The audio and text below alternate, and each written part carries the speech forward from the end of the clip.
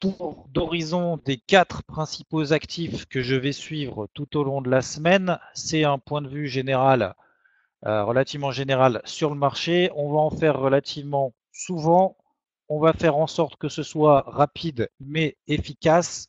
L'objectif étant de mettre en place un plan de trading pour la semaine, une ligne directrice et derrière, bien évidemment, de déboucher sur des prises de position, notamment dans le portefeuille IVT Action.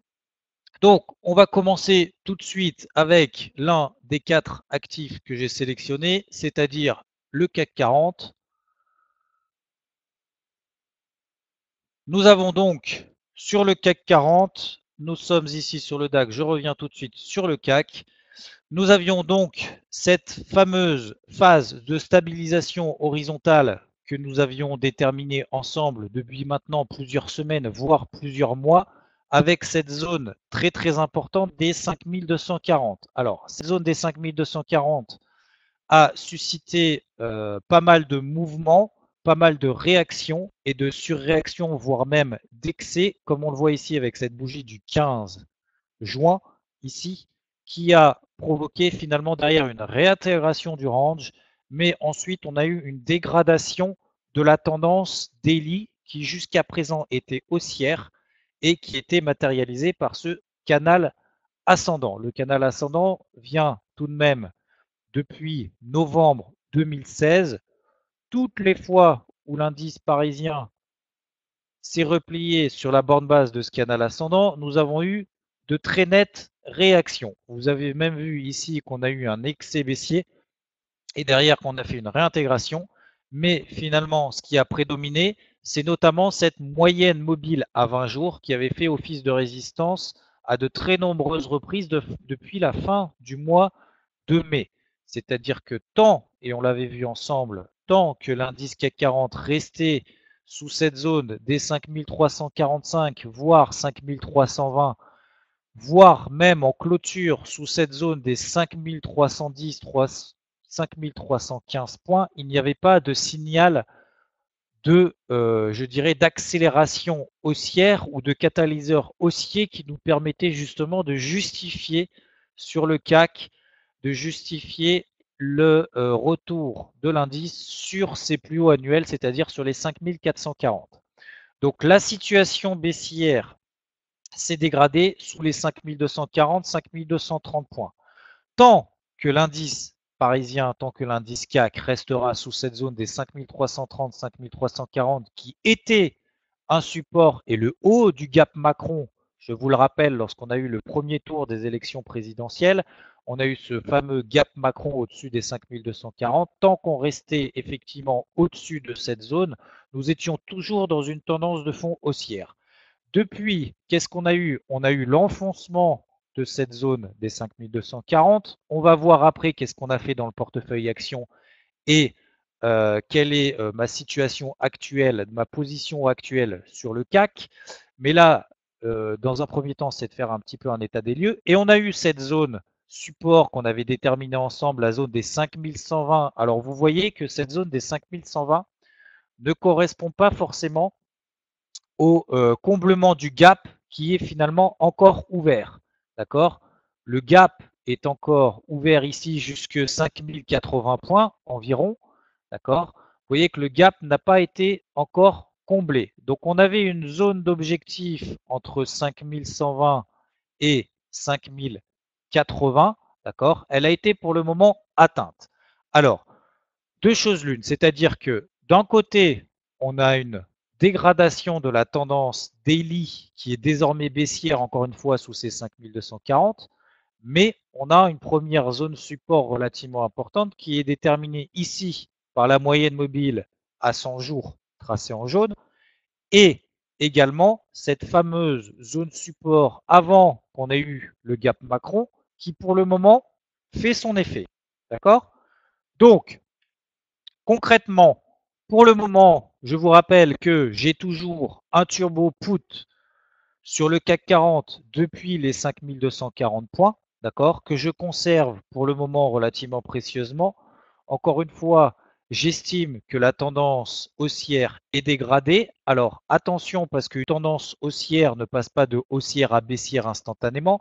On a une phase de transition qui est une tendance neutre. Donc on peut tout à fait se permettre, dans une optique de moyen terme, d'élargir le range dans lequel nous sommes actuellement, déterminé notamment par le point bas qu'on a réalisé vendredi dernier.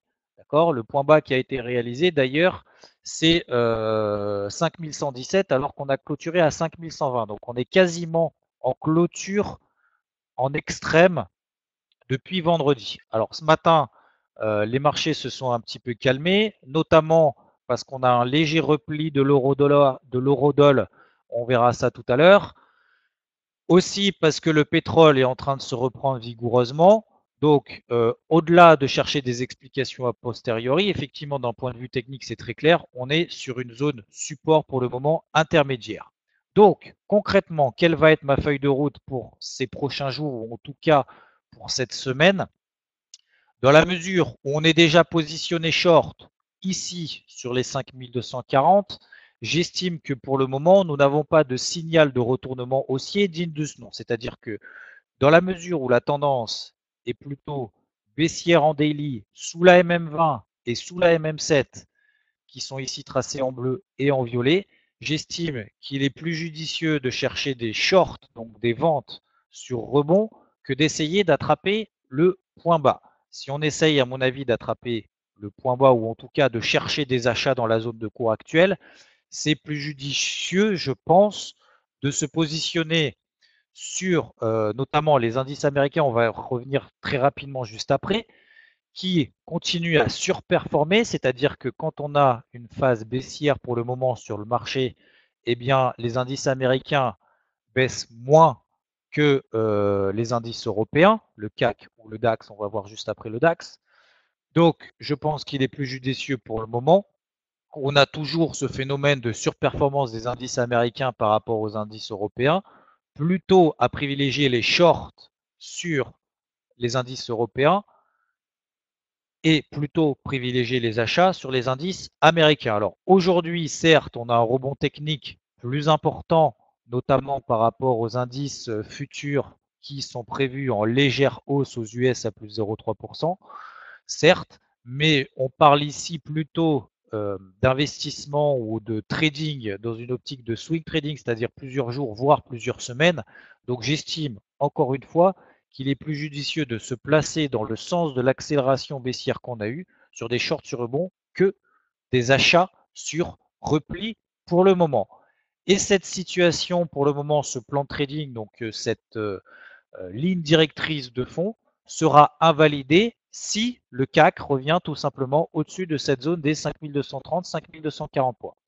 Donc pour ceux qui sont short comme moi et qui m'ont suivi dans IVT Action, je conserve pour le moment mon turbo put sur le CAC avec un stop ABE, d'accord, donc un stop au cours d'entrée pour le moment, d'accord. J'estime qu'effectivement en intraday, si on arrive à revenir au-dessus des 5200 points, peut-être que je me poserai la question d'alléger la position pour ne pas finalement être stoppé sans gain au cours d'entrée si jamais le CAC devait faire un pullback sur la zone des 5240. Et pour ceux qui ne sont pas en position, je vous suggère de manière très active de surveiller le comportement de l'indice sur cette zone de la MM7 qui passe actuellement sur les 5200, 5210 points. Donc je pense que si on devait arriver sur cette zone des 5210 points, on pourrait tout à fait mettre à profit une vente avec un stop clairement déterminé, encore une fois, au-dessus des 5240, 5250 points, pour se laisser un petit peu de marge, donc au-dessus des 5240, et viser un retour sur les 5120, voire même la rupture de cette zone des 5120 pour viser, pourquoi pas, la zone des 5000. D'accord? Donc voilà pour le moment ma feuille de route. Nous sommes dans un objectif, nous avons réalisé sur le CAC un objectif intermédiaire. Pour le moment, on est en phase de consolidation horizontale. Si on se place sur des unités de temps plus courtes, notamment en horaire, d'accord, nous sommes dans une phase de consolidation horizontale et je vous rappelle que les phases de consolidation horizontale ont plus de chances de se terminer dans le sens de la tendance précédente que d'amorcer un retournement. Donc pour le moment, je garde mon plan de trading short dans une optique de swing trading tant qu'il n'y a pas de signal de retournement haussier. Voilà. Donc ça, c'était le premier actif que je voulais mettre en évidence avec vous. Ensuite, nous avons le deuxième qui est le DAX. Le DAX, pourquoi le DAX? Tout simplement parce que lui aussi, et c'est là où ça devient intéressant justement de faire un petit peu ce parallèle entre différents indices, notamment donc les deux indices européens, je dirais un petit peu phares, parce que l'indice DAX, il est un petit peu dans la même situation. C'est-à-dire que on n'était pas forcément dans un canal ascendant, mais on avait plutôt cette oblique depuis le début de l'année, oblique ascendante, qui est déterminée bien évidemment par plusieurs points précédents tout au long de cette année, et notamment la MM50 qui faisait jusqu'à présent, jusqu'à la semaine passée, office de support. Et vous voyez ici que l'indice DAX, alors c'est un peu plus technique et un peu plus propre, je trouve, que le CAC 40, puisque lui, il est effectivement pile poil sur la MM100 et également sur cette oblique ascendante, d'accord? Et je vous rappelle, on avait fait ensemble justement le tour sur le DAX. Ce qui était très intéressant, c'est cette fameuse bougie du 3 avril. On avait anticipé justement un petit peu ça en voyant cette bougie du 3 avril. Pourquoi est-ce qu'elle était intéressante?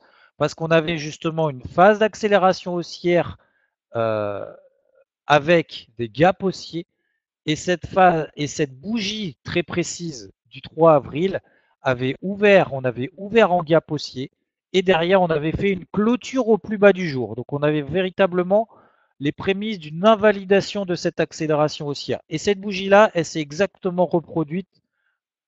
Ah, vous n'avez pas le graphe, pardon.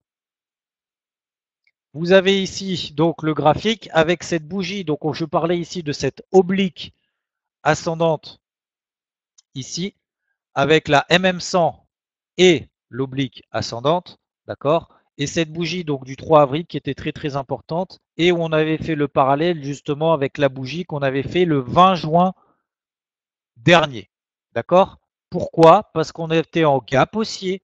Le DAX a fait de nouveaux plus historiques après avoir ouvert en gap, sauf que cette bougie, comment elle s'est terminée? Exactement comme le 3 avril, c'est-à-dire en clôture en extrême, en clôture égale plus bas. D'accord? C'est-à-dire qu'on avait justement cette anticipation que nous avions fait ensemble de phase de consolidation horizontale dans une tendance qui reste toujours haussière à moyen terme. Je vous le rappelle qu'elle reste toujours au-dessus, justement toujours en tendance haussière, mais nous avions effectivement des indications, notamment de cette bougie, encore une fois daily, où une phase de consolidation pouvait se mettre en place. Alors, nous avions pris une prise de position short justement sous cette zone des 12 007. Nous l'avons très rapidement soldé puisque nous étions également en parallèle short sur le CAC, d'accord, via un turbo put. Nous l'avons sorti justement ici, nous avions une réaction et nous avions eu un pullback sur cette première oblique ascendante ici. Et vous avez vu que le pullback a été parfaitement bien réalisé sous la MM20, la moyenne mobile à 20 jours, et sous la moyenne mobile à 7 jours, que vous voyez ici en violet, qui est un peu plus pentue, que j'estime d'ailleurs être une ligne de vitesse.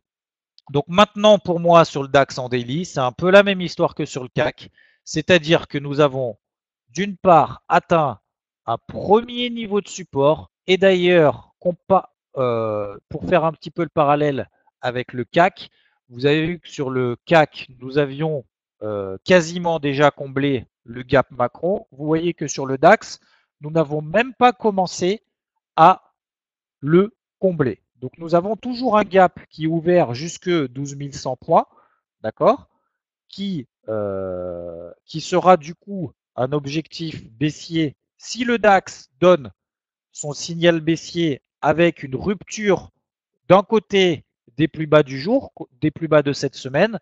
Donc le plus bas de cette semaine, c'est 12 390 points pour le moment.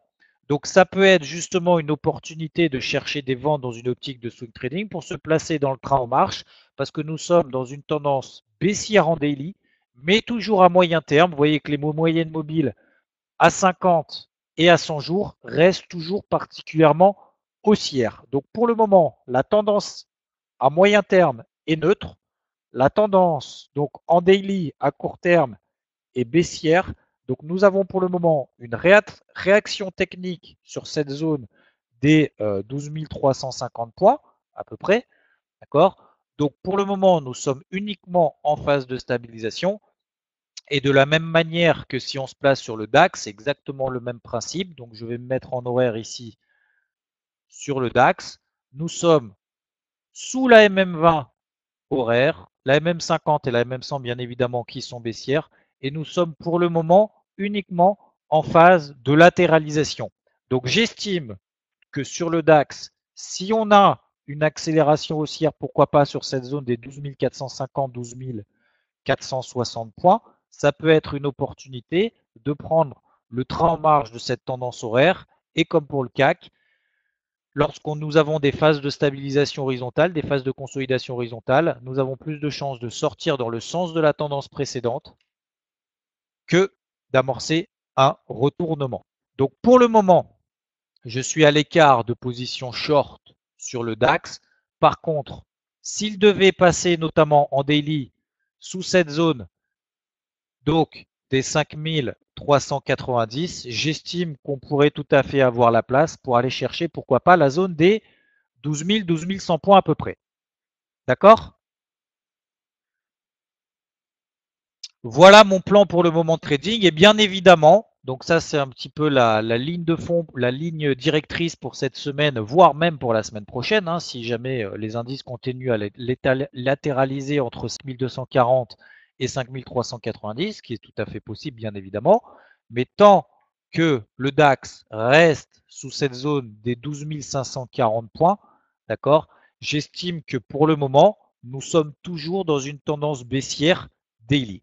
D'accord? Donc, je ne cherche pas dans une optique de swing trading, je parle bien de swing trading, je ne parle ni d'intraday et encore moins de scalping. Dans cette optique plutôt de swing trading, je cherche toujours plutôt des ventes sur rebond, voire des ventes sur accélération baissière plutôt dans une optique intraday, d'accord, que de chercher pour le moment des points d'achat. Voilà. Même si nous sommes effectivement pour le moment toujours en tendance de fond, donc je parle en tendance long terme au-dessus de la MM100, toujours dans une tendance haussière, j'estime qu'effectivement le mouvement baissier qu'on a eu, tant qu'il n'est pas retracé au-delà de 50% de ce mouvement baissier qu'on a eu depuis les 12 720, donc c'est-à-dire que ça correspond à la MM7 et cette zone des 12 540 points, tant qu'on reste en dessous, je vais toujours chercher à privilégier des shorts, soit sur rebond, bien évidemment sur des seuils techniques en intraday, soit si le DAX passe sous les 12 380 points. D'accord? Voilà, donc ça c'était concernant le DAX. Maintenant, ce que je trouve très intéressant à suivre pour cette semaine, et vous allez voir qu'il y a quand même un petit peu un conflit d'intérêts entre ce qui est en train de se passer sur l'euro-dollar et également sur le dollar index. Donc, on va voir tout de suite l'euro-dollar, la zone des 1,15, 1,16. Pourquoi est-ce que je la mets en surveillance pour un short swing? D'accord? La zone des 1,15, 1,16. Alors, il va falloir remonter très très loin en arrière, pardon, sur l'euro-dollar. Ici, je suis en données mensuelles, c'est-à-dire qu'une bougie égale un mois. Donc, c'est une vision, vous voyez ici, long terme. Vous voyez que l'euro-dollar, qui était en accélération baissière tout au long de l'année 2014 et 2015, ça fait maintenant presque 3 ans qu'il est en phase de latéralisation horizontale. Et ça, c'est cette notion de consolidation horizontale qu'on a évoquée tout à l'heure entre le CAC et le DAX. Alors, je remets ici mon graphique. Voilà. Tant qu'on est dans des phases de consolidation horizontale, eh bien, je privilégie toujours la tendance précédente qui reste baissière. Alors, ce qui est intéressant sur l'euro-dollar, c'est que tout au long de l'année, de ce début d'année 2017, vous voyez que l'euro-dollar a végété entre 1,05 et 1,09. Donc, on a eu une phase de latéralisation au-dessus justement de la bande basse de ce rectangle. D'accord?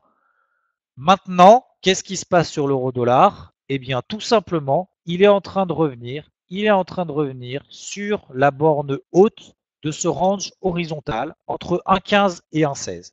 Donc j'estime qu'un retour de l'euro-dollar sur cette zone des 1,15, 1,16 peut tout à fait permettre, je pense, en termes également de potentiel sur risque, en termes de tendance de fond, de se placer dans le sens, tout simplement, dans le sens de la tendance de fond, qui est en mensuel, et certes en phase de latéralisation, mais encore une fois, qui succède à une tendance baissière. Donc j'estime qu'ici, on est dans un point de short potentiel très très intéressant pour se placer dans le sens de la tendance de fond. Alors en daily, nous sommes déjà en train de retracer un petit peu le mouvement d'accélération haussière qu'on a eu notamment suite à l'intervention de Mario Draghi la semaine passée. D'accord. J'estime que le point de short idéal, c'est entre 1,15 et 1,16. Pour le moment, on n'a pas rallié cette zone. On s'est arrêté un petit peu plus bas sur la zone des 1,1450. Et vous allez le voir tout à l'heure justement avec le dollar index, qu'on a justement un petit peu un conflit d'intérêts sur le fait que l'eurodoll aille bel et bien chercher cette zone des 1,15, 1,16 pour trouver notre point de short idéal. Donc, pour le moment, sur l'euro-dollar, je reste à l'écart. J'attends mon point de short mensuel, j'estime relativement intéressant. Pour le moment, nous n'avons absolument pas de retournement baissier de la tendance, enfin on va dire d'invalidation de la tendance haussière qui est toujours bel et bien en place sur l'euro-dollar. L'euro-dollar vient à peine de sortir par le haut d'une phase de consolidation horizontale, d'accord. Donc cette phase de consolidation horizontale, d'ailleurs, vous voyez ici, qui a succédé la tendance haussière. Donc on est sorti par le haut finalement de cette phase de consolidation horizontale. Nous sommes toujours en tendance haussière. Il y a un retracement qui est en train de se mettre en place. Peut-être qu'on a une réaction positive sur l'euro-dollar ici et que derrière, ça nous permettra justement sur l'euro-dollar d'aller chercher notre zone, ma zone de short plutôt moyen terme, donc entre 1,15 et 1,16. Donc pour le moment, je reste relativement patient, mais j'estime que ça va être justement l'actif à suivre pour ces prochains jours, voire ces prochaines semaines, si effectivement on arrive autour de cette zone. Et vous allez voir que autour de cette zone 1,15, 1,16, on va commencer à en parler un petit peu partout. On n'en parle pas forcément énormément pour le moment de l'eurodoll autour de cette zone, mais vous allez voir que autour des 1,15, 1,16, bien évidemment, hormis tous les analystes, etc., qui vont commencer à s'y intéresser, on va avoir également très certainement Mario Draghi et donc la Banque centrale européenne qui a toujours bien évidemment un œil sur cette parité et sans pour autant mener sa politique monétaire en fonction de l'euro-dollar, a bien évidemment un œil dans un coin de leur tableau de bord. Ils ont bien évidemment l'évolution de la paire euro-dollar. Voilà.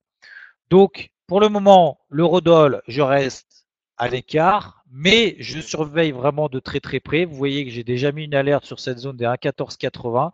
Si on a une nouvelle accélération haussière, je vais commencer à surveiller des signaux short sur des unités de temps plus courtes. Je ne vais pas, bien évidemment, me placer short sur une accélération haussière si jamais on en a une, mais je vais ensuite me placer sur des unités de temps plus courtes, comme à chaque fois. Lorsqu'on arrive sur des zones mensuelles aussi importantes sur l'euro-dollar, on se placera sur des unités de temps plus courtes pour chercher des points de short et du coup se placer dans le sens de la tendance de fond. Avec des objectifs, pour le moment, on ne va pas se fixer d'objectifs, mais bien évidemment, on aura dans un premier temps le milieu du range et pourquoi pas un retour sur le bas du range, c'est-à-dire sur la zone des 1,05, 1,06. Donc là, on est plutôt dans du moyen long terme, mais à court terme, c'est maintenant, je pense qu'il faut commencer à se réintéresser à cette paire-là. Et on va du coup passer tout de suite au dollar index. Le dollar index, pourquoi est-ce que je trouve intéressant? Bien évidemment, parce que dans le dollar index, on a de l'euro. Je vous rappelle que dans le dollar index, c'est notamment celui que je surveille, c'est le dollar index d'FXCM, qui est donc le dollar face à 4 autres devises, d'accord, de manière équipondérée, c'est-à-dire 25% chacune, face à l'euro, face à la livre, face au yen et face au dollar australien. Donc je trouve que c'est une paire c'est un indicateur très intéressant. Et vous allez voir pourquoi est-ce qu'il y a un petit peu un conflit d'intérêt avec ce que je viens de vous dire sur l'euro-dollar. C'est tout simplement parce que, alors, le dollar index, lui, si on se place en données mensuelles pour voir un petit peu cette comparaison par rapport à l'euro-dollar, est toujours bien évidemment en tendance haussière très affirmée. Malgré la politique monétaire de la Fed qui tend à être de moins en moins accommodante avec les différents relèvements de taux, etc., que nous avons eus, nous sommes toujours dans une tendance haussière sur l'euro-dollar et vous voyez sur le dollar, pardon, sur le dollar index, et vous voyez ici en daily, c'est là où je trouve ça intéressant, c'est que nous avons d'un point de vue purement technique, je vais vous remettre le graphique, voilà, nous sommes ici sur le dollar index d'un point de vue, donc en daily, d'un point de vue purement graphique, nous sommes dans le cadre d'un biseau descendant. Et les biseaux, donc notamment les biseaux descendants, j'estime qu'ils fonctionnent uniquement lorsque la tendance précédente est haussière. Et à l'inverse, les biseaux ascendants, pour moi, ne fonctionnent que si la tendance précédente est baissière. Donc c'est-à-dire que là, nous sommes dans un très très gros biseau. Vous voyez ici qui date du début de l'année à fin d'année dernière. Ce biseau descendant ici est parfaitement bien déterminé par les bornes hautes. On a des plus hauts de plus en plus bas, d'accord, et des plus bas de plus en plus bas. Donc ça détermine bien évidemment une tendance baissière sur le dollar index, de la même manière que sur l'euro dollar, qui en daily est en tendance haussière, d'accord. Et vous voyez ici que sur le dollar index, nous avions eu une oblique ici, le bas du biseau, qui a été testé quand même à 3 reprises et une quatrième fois, notamment en fin de semaine dernière. Et vous voyez que déjà, on est en train de faire une réaction positive sur le dollar index. Alors, ça ne veut pas dire pour le moment qu'il y a une inversion de la tendance baissière, d'accord, mais effectivement qu'on a une première belle réaction ici sur le dollar index. Alors, c'était d'une part le bas de ce biseau, mais d'autre part un support horizontal ici. D'accord. Donc là, on est potentiellement, notamment en daily, en train de faire, vous reconnaissez très certainement ce type de figure qu'on est en train de faire ici sur le dollar index. Ça s'appelle une étoile du matin, d'accord, une morning star. Donc on verra bien évidemment à la clôture de cette bougie-là.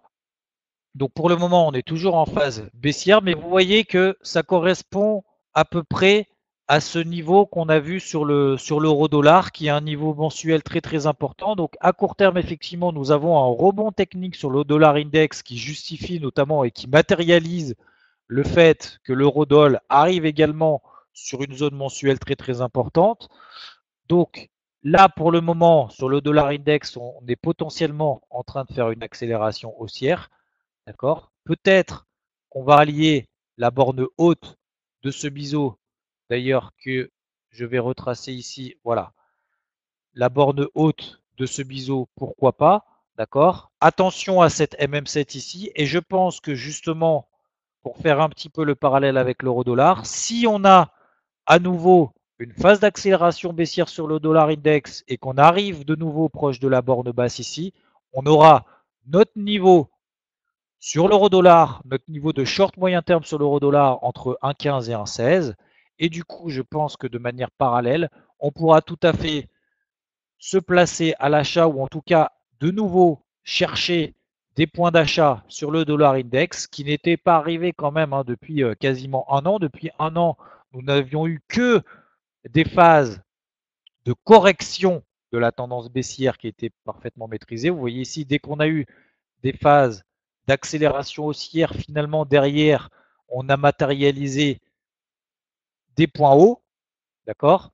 Donc nous sommes toujours dans une phase baissière sur le dollar index. Vous voyez que les points hauts ici ont été très très pertinents, d'accord. Donc de la même manière, je pense que si le dollar index arrive à se stabiliser, à, à réintégrer finalement et à refaire de nouveaux plus bas, je pense que ça pourrait être très très intéressant de se placer à l'achat autour de cette zone-là. Donc voilà, ce sera les 4 actifs et vous avez du coup les différentes zones que je surveille sur ces 4 actifs. J'estime qu'il s'agit des 4 actifs à bien surveiller au cours de cette semaine et que je vais surveiller de très près. Et c'est ce qui donnera très probablement des prises de position, que ce soit sur notre portefeuille IVT Signal ou que ce soit sur notre portefeuille IVT Action, notamment, notamment au travers de produits de bourse, c'est-à-dire Turbo ou autres. Voilà, donc ça, ce sont les 4 actifs que je vais surveiller en ce début de semaine pour tout au long de cette semaine, mais pourquoi pas tout au long de ces prochaines semaines, si jamais, bien évidemment, nous avons encore des phases de latéralisation, que ce soit sur le CAC, le DAX, l'Eurodoll ou le dollar index. Et du coup, on refera donc un live très prochainement, la semaine prochaine, lorsque lorsque nous aurons effectivement d'autres actifs à privilégier et sur lesquels il se passera des choses. Enfin, pour terminer, petit plus, je vous rappelle que, puisqu'on a parlé du CAC et du DAX, pour le moment, nous n'avons ici, je suis sur le SP500. Vous voyez ici, comparativement à ce qui s'est passé sur le CAC et sur le DAX, nous n'avons pour le moment sur le SP500 absolument aucun signal de repli. Donc, on en reparlera lors d'un prochain live de ces indices américains, puisque pour le moment, le SP500 reste toujours en tendance haussière sur toutes les unités de temps sur lesquelles je travaille, c'est-à-dire en daily, en swing et à moyen terme. Tant que le DAX reste au-dessus, le SP500 pardon, au-dessus des 2415 points, nous n'avons absolument aucun signal de faiblesse. D'accord? Donc c'est le seuil pour le moment que je surveille de très très près. Si effectivement on passe en dessous, on aura les indices européens qui suivront. Et sur le Dow Jones, nous sommes également dans exactement la même situation que le SP500, c'est-à-dire qu'il reste toujours en phase de consolidation daily, d'accord? Toujours en phase de stabilisation horizontale en daily. Tant qu'on ne passe pas sous les 21 300 points sur le Dow Jones, nous sommes toujours en tendance haussière en daily, en tendance haussière à moyen terme et bien évidemment à long terme. Et enfin, celui-là, je trouve qu'il est très très intéressant pour terminer avec les indices américains. Le Nasdaq qui, suite à son flash crack qu'on avait eu ici, d'accord, le flash crack ici qui avait provoqué des baisses relativement, je dis bien relativement significatives, puisque ça correspondait à des baisses de 2, 3, 4% au maximum pour certaines actions qui composent l'indice Nasdaq donc aux États-Unis. Et vous voyez ici que cette zone sur le Nasdaq qui correspond au bas du flash crack, pour le moment, elle n'est absolument pas enfoncée en clôture daily. Donc de la même manière que le SP500 et que le Dow Jones, nous n'avons absolument aucun signal de retournement baissier. Certes, nous avons une certaine fébrilité qui est déterminée du coup par ce flash crack qu'on a eu ici et notamment par les moyennes mobiles à 20 jours et à 7 jours ici. Donc tant qu'on reste sous la MM20 et sous la MM7, je n'achète absolument pas les marchés américains. Je reste toujours à l'écart puisque j'estime qu'ils sont relativement topiches et que le potentiel baissier peut être plus important que le potentiel haussier, tant et ce tant qu'on n'aura pas de nouveaux catalyseurs qui permettent de justifier l'inscription de nouveaux records historiques et bien évidemment donc du coup sur les indices américains de nouveaux records annuels. Tant qu'on n'aura pas de nouveaux catalyseurs, pour le moment je reste à l'écart. Par contre, pour le moment, dans la mesure où encore une fois sur les SP500, le Dow Jones et le Nasdaq, nous n'avons pas de confirmation des premières alertes baissières qu'on a eues avec ce flash crack ou ce retournement des moyennes mobiles courtes, c'est-à-dire les moyennes mobiles à 7 jours et à 20 jours. Vous voyez que le Nasdaq reste toujours au-dessus de cette zone support horizontale, parfaitement bien déterminée. Et vous voyez que ce support horizontal, désormais, il correspond parfaitement bien à quoi? À cette moyenne mobile qui est tracée en rouge ici et qui correspond tout simplement à la moyenne mobile à 50 jours. Donc je surveille sur le Nasdaq de très très près la rupture éventuelle des 6137 points, zone sous laquelle je rentrerai short donc sur le Nasdaq. Voilà. Voilà, c'est tout pour moi. Je vous souhaite à toutes et à tous une très bonne journée, de très bons trades, une bonne semaine et on se retrouve la semaine prochaine pour refaire un point et pour refaire des points un peu plus réguliers sur différents actifs que je surveille de très très près et avec lesquels, bien évidemment, ces analyses et sa prise de recul permettra justement de prendre des positions très précises, d'accord, à un instant T, où vous serez bien évidemment informé au travers de notifications, au travers d'un mail lorsqu'il y aura une prise de position qui sera annoncée et bien évidemment prise dans l'un de nos portefeuilles en réel et en live et d'en faire derrière bien évidemment le suivi jusqu'à sa clôture. Voilà, jusqu'au suivi bien évidemment jusqu'à la clôture de chacune des positions. Merci à vous, bonne journée, bon trade et à bientôt sur Interactive Trading.